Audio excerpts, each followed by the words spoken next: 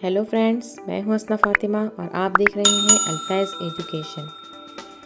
आज हम क्लास 10 का साइंस सेकंड का सेकंड चैप्टर जानदारों में हयाती अफ़आल पार्ट 1 के एक्सरसाइज क्वेश्चंस यानी मश्क़ी सवालात देखेंगे। सवाल नंबर 1, खाली जगह पुर करके उनकी वजाहत कीजिए। यहाँ पर आप लोगों को 6 क्वेश्चंस दिए गए हैं, खाली जगह पुर करनी है और उनकी वजाहत करनी है। तो चलिए देखते हैं पहला क्वेश्चन। ग्लूकोज के एक सालिमे की मुकम्मल तकसीद से एटीपी के डैश सालिमात हासिल होते हैं। जवाब है 38 सालिमात। तो किस तरीके से होंगे? तो ग्लाइकोलिसिस से हमें 2 एटीपी हासिल होंगे, क्रेब्स साइकिल से हमें 2 एटीपी हासिल होते हैं और ईटीसी से 34। इस तरीके से 2 + 2 = 34 ऐसे करके हमें 38 एटीपी हासिल होंगे। उसके बाद हम देखते हैं सवाल नंबर 2। शक्कर के आखिरी मरहले में पायरुवेट सालिमात हासिल होते हैं। तो शक्कर पाशीदगी के मरहले में पायरुविक एसिड तो तैयार होता है, उसी के साथ साथ एटीपी, NADH2 और पानी के भी 2 सालिमात तैयार होते हैं। सवाल नंबर 3, तख्लीली तकसीम हिस्सा 1 की इब्तिदा में पैचिटिन हालत में जनीनियाती मिलाप होता है। तो ये पैचिटिन जो है टोटली तख्लीली तकसीम के 5 मरहलों में से एक मरहला है, जिसमें क्रॉसिंग ओवर का अमल होता है और हम तरकीब क्रोमोसोम के दरमियान मबादला यानी कि क्रॉसिंग ओवर का अमल होता है। तो आप वीडियो को पॉज कीजिए और तमाम आंसर्स को अपनी नोटबुक में नोट कीजिए। सवाल नंबर 4, मसावी तकसीम की दरमियानी हालत यानी मेटाफेस में तमाम क्रोमोसोम खुलिये के दरमियानी ख़त पर मुतवाज़ी हालत में मुरत्तिब हो जाते हैं, यानी स्पिंडल फाइबर के ज़रिए खुलिये के मुखालिफ ख़ुतबैन में वो क्या हो जाते हैं, मुरत्तिब हो जाते हैं।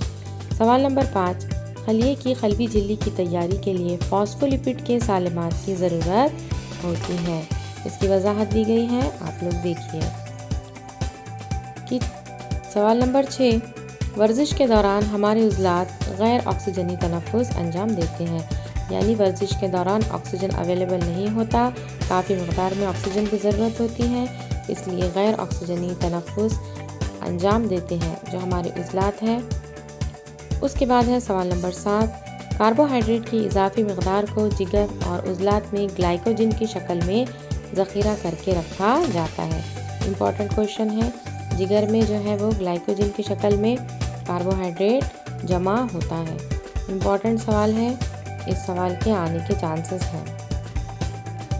इसके बाद जो क्वेश्चन है वो हमें देखना है, तारीख लिखिए।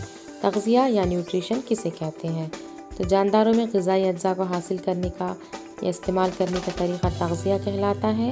और सवाल नंबर 2 है, तग़ज़ियाती मादे यानी कि न्यूट्रिएंट्स, कार्बोहाइड्रेट, प्रोटीन, चर्बी, विटामिन, ये क्या है? न्यूट्रिएंट। सवाल नंबर 3 है, प्रोटीन्स किसे कहते हैं? तो अमाइनो एसिड के सालिमात पेप्टाइड बंदिश से जुड़कर जो बड़ा अकबर सालिमा बनाते हैं उसे प्रोटीन कहते हैं। और क़ल्बी तनफ़ुस यानी सेलुलर रिस्पायरेशन है। इसके बाद है ऑक्सीजनी तनफ़ुस यानी एरोबिक रिस्पायरेशन। और नेक्स्ट सवाल नंबर 6 है आपका ग्लाइकोलिसिस, यानी ग्लूकोज के एक सालिमे की मरहलावार तकसीद होकर पायरुविक एसिड, एटीपी, NADH2 और पानी तैयार होता है, इसे हम ग्लाइकोलिसिस कहते हैं। ग्लाइकोलिसिस को उर्दू में हम शक्कर पाशीदगी कहेंगे। ग्लाइकोलिसिस का मतलब होता है ग्लूकोज का ब्रेकडाउन। इसके बाद हमें देखना है, इम्तियाज़ी फ़र्क लिखिए। ग्लाइकोलिसिस और क्रेब्स साइकिल में हमें फ़र्क लिखना है। ग्लाइकोलिसिस खलिए माए में अंजाम पाता है, जबकि क्रेब्स साइकिल जो है वो माइटोकॉन्ड्रिया में। ग्लाइकोलिसिस के प्रोडक्ट आप लोगों को दिए गए हैं और क्रेब्स साइकिल के भी। इसके बाद जो है ग्लाइकोलिसिस ये पहला मरहला है और जो क्रेब्स साइकिल है ये दूसरा मरहला है क़ल्बी अमल तनफ़ुस का। इसके बाद प्रोडक्ट दिए गए हैं। ग्लाइकोलिसिस में 2 एटीपी मिलते हैं, क्रेब के दौर में एटीपी का इस्तेमाल नहीं होता। उसके बाद ऑक्सीजनी तनफ़ुस और गैर ऑक्सीजनी तनफ़ुस में भी फ़र्क दिया गया है। तो आप जो है ये तमाम फ़र्क को अपनी नोटबुक में क्या है, नोट कीजिए। इसके बाद क्वेश्चन नंबर 3 जो है, इसके अंदर भी आप लोगों को जो है वो फ़र्क ही वाज़े करना है। तो सबसे पहले ऑक्सीजनी और गैर ऑक्सीजनी अमल तनफ़ुस जो है वो देखिए। इसके बाद सवाल नंबर 3 में मसावी तकसीम माइटोसिस और तख्लीली तकसीम यानी कि मियोसिस। ये भी क्वेश्चन बहुत ही ज़्यादा इम्पॉर्टेंट है। यहाँ पर कम से कम आप लोगों को 4 पॉइंट्स तो लिखने ही होते हैं। टोटली 7 पॉइंट्स आप लोगों को मसावी तकसीम और तख्लीली तकसीम के दिए गए हैं। इसी तरीके से इस पर जो है मरहले पर भी क्वेश्चन आ सकता है कि माइटोसिस और मियोसिस के जो भी स्टेप्स हैं वो भी लिखने हैं। इसके बाद साइंसी वजूहात लिखना है। नंबर 1, ग्लूकोज की मुकम्मल तकसीब के लिए ऑक्सीजन की ज़रूरत होती है। तो ऑक्सीजनी खलवी तनफ़ुस के दौरान ग्लूकोज की तकसीद होती है, 38 ATP के साले में बनते हैं और क्रेब का दौर, इलेक्ट्रॉन मुंतकिली जंजीर, ये तमाम चीज़ें बताई गई हैं। सवाल नंबर 2 में क्रेब चक्कर को सिट्रिक एसिड चक्कर भी कहते हैं। क्यों कहते हैं? हैंस क्रेब ने इसको दरियाफ्त किया था। उसी तरीके से पहला तैयार होने वाला मुरक्कब सिट्रिक एसिड होता है, इसलिए इसे सिट्रिक एसिड साइकिल कहते हैं।